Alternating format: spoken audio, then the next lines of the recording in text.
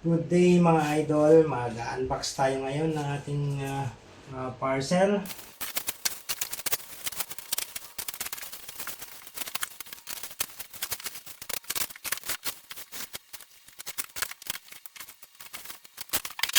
So ito ang ating crossover 234 XL, 2-way, 3-way hanggang 4-way siya.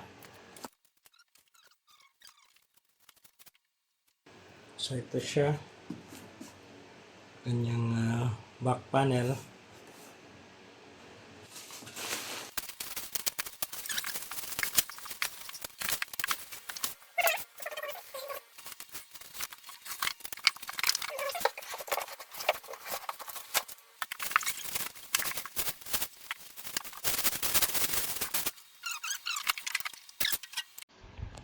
So ito na yung ating amplifier, yung front panel niya, nakalagay yung kanyang pangalan, Joson Uranos. Meron siya ritong logo at meron siyang switch dito. Ito power switch niya at saka yung mga kanyang LED indicator. Volume sa channel A at saka sa channel B. Sa likod niya, meron siyang dalawang fan, exhaust. Dito yung speaker connection. Meron din siyang pang speak on. At ito naman yung kanyang input. Meron din siyang fuse dito at saka yung kanyang power cable ay may lock para hindi siya mahugot. All in all, okay naman. Meron lang konting bura dito yung pintura, siguro nasagi. Pero wala naman siyang damage so far. So guys, tayo nagbabalik. Pagkatapos ng ating unboxing ay naipwesto na nga natin itong ating power amplifier at saka yung ating crossover dito sa ating amplifier rack. So ngayon, ang ibabahagi ko naman sa inyo ay kung paano natin sila ipagko-connect, no? So mula dyan sa ating audio source, yung ating laptop or yung ating cellphone, papasok dito sa ating audio mixer at papasok dito sa ating mga processor, equalizer, crossover at papunta dito sa ating dalawang amplifier. So ang gagamitin nating connection dito ay 2-way lang dahil ito ay pwedeng 3-way, pwedeng 2-way itong ating crossover. So dahil dalawa lang yung ating amplifier ay 2-way lang ang gagamitin natin at stereo yung setup natin. So bago yan, ipapakita ko muna sa inyo kung ano yung mga kailangan natin mga connectors. So guys, para doon sa ating connections, kailangan natin itong mga connectors na ito. So meron tayong tatlong set ng XLR dito, male to female. At meron tayong isang set na female XLR papunta sa RCA para naman dun sa ating integrated amplifier na walang XLR connection. So itong unang set ay gagamitin natin mula sa ating audio mixer papunta doon sa ating audio equalizer. Tapos mula sa ating audio equalizer, ito naman ang gagamitin natin papasok sa ating crossover. At mula sa crossover natin, output ng crossover natin papunta sa ating power amplifier, yung gagamitin natin para sa low. At ito namang isang connector natin ay para sa ating integrated amplifier na gagamitin natin para sa ating mid-high connection. So ngayon guys ay ikakabit na natin ito. Yung hindi lang natin naisama dito ay yung mga audio connectors mula sa ating audio source like laptop or cellphone papunta dito sa ating audio mixer. So ang existing na ginagamit natin dito na audio source mula sa ating laptop ay itong USB at ito namang isang audio connector ay analog naman ito, 3.5mm jack na pwede natin ikabit din sa ating laptop or sa ating tablet or cellphone. So dito lang tayo magsisimula sa connector mula sa output ng ating audio mixer papunta na doon sa ating audio processor. So mas maganda kung may color coding para hindi kayo malito. So, ikakabit natin dito ay itong dark color sa left channel or sa channel 1. At ito namang yung ating green ay sa right channel or sa channel 2.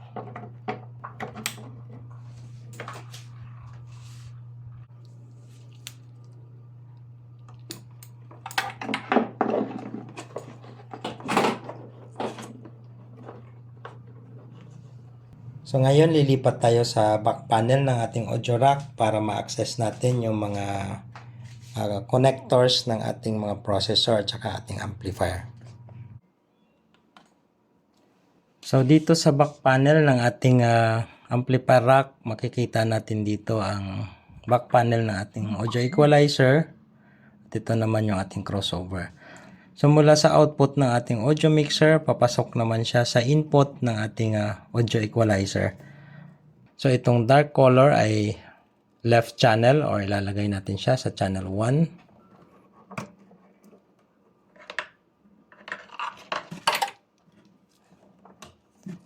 At ito namang color green from the output ng ating audio mixer ay papasok dito sa input ng channel 2 or right channel ng ating audio equalizer. At ang susunod natin na connection ay mula sa output naman ng ating audio equalizer, papasok naman sa input ng ating crossover. So ito yon. Ay papasok siya sa input ng channel 1 din ng ating crossover.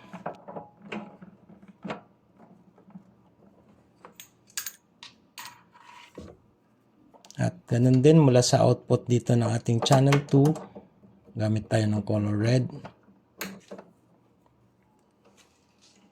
Papasok din dito sa input ng ating crossover sa channel 2.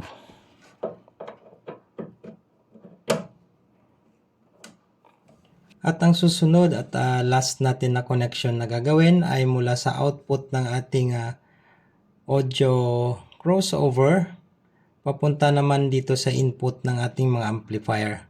So matatandaan ninyo na itong ating crossover ay may iba-ibang mode. Meron siyang 2-way at saka 3-way. So tulad na nabanggit ko kanina, dahil dalawa lang yung ating amplifier, ang gagamitin lang nating connection dito ay 2-way. So mayroon po tayong mga option dito kung makikita ninyo. Tatanggalin ko muna ito para makita ninyo na maayos. So may sinasabi siya na kung 2-way, ito dapat yung settings. Yung isa nakabaon o nakapush. Yung isa ay hindi siya nakapush. So kung makikita ninyo, ayan yung kanyang guide. So kung 3-way naman yung gagamitin ninyo, kung meron kayong high, mid, tsaka low, para sa tatlong amplifier, or iba naman nagagamit nila yan kahit dalawa lang yung amplifier, iba naman yung setup. Pero sa video natin ngayon, ang pipiliin natin ay 2-way lang. So dapat ang settings natin yung dito sa bandang kaliwa naka-push inward, tsaka ito naman sa kanan ay hindi. Tapos meron din siya mga instruction kung dito natin napili yung ating settings, ang magagamit na natin dito is yung high lang at saka yung low para sa kanyang output. Ganun din po dito sa kabila. So kung makikita ninyo, yung mid ay not used dahil ang magagamit lang natin dito ay high, or yun, ito na yung mid-high natin, at yung low. So sa mga tatlo naman yung setup o 3-way, magagamit nyo high, mid at saka low. Pero dito lang tayo magpo-focus dahil 2-way lang yung ginamit natin. So ito lang yung pagkakabitan natin ng ating output. Yung high natin ay papasok ito sa ating integrated amplifier, at ito namang low natin ay gagamitin natin ito input sa ating power amplifier. So ibabalik ko na muna ito.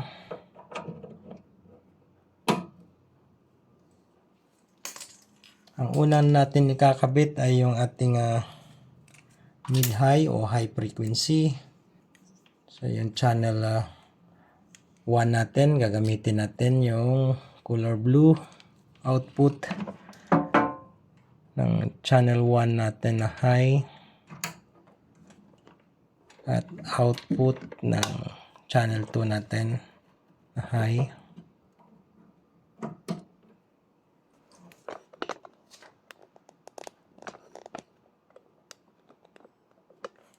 So, para sa high natin, dito siya papasok sa ating integrated amplifier. So, mamimili lang kayo dito sa mga input port ng ating amplifier. So, pipiliin ko rito ay CD-DVD. At tandaan natin na mayroon yung selector knob doon sa input, sa harap. So, kung dito natin na ilagay sa CD-DVD yung ating input, ay dapat yun yung pipiliin natin mamaya doon sa harap. Ipapakita ko din sa inyo. So, color-coded siya. Yung tandaan natin kanina, yung red natin nasa channel 2. Right channel yan. At ito naman yung left channel natin. So, ang next natin ay yung mula sa output ng low from crossover papunta naman sa input ng ating power amplifier na gagamitin natin pang subwoofer or low frequency. So, may kulay din tayo, hindi lang uniform. Parehas kasi yung kulay ng ating female. Pero tandaan lang natin dahil naglagay ako ng ibang kulay dito sa opposite niya. So, ito yung gagamitin natin sa channel 2. So, mula dito sa output ng low ng ating channel 2, papasok dito sa input ng ating power amp. Ito sa channel 2. Tapos itong isa naman para sa channel 1 natin.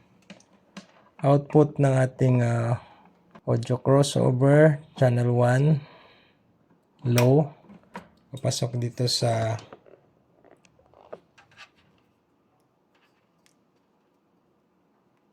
input ng ating audio amplifier. So, ayan na, tapos na yung ating connection. I-organize na natin yung mga cable na yan at magte-testing na tayo.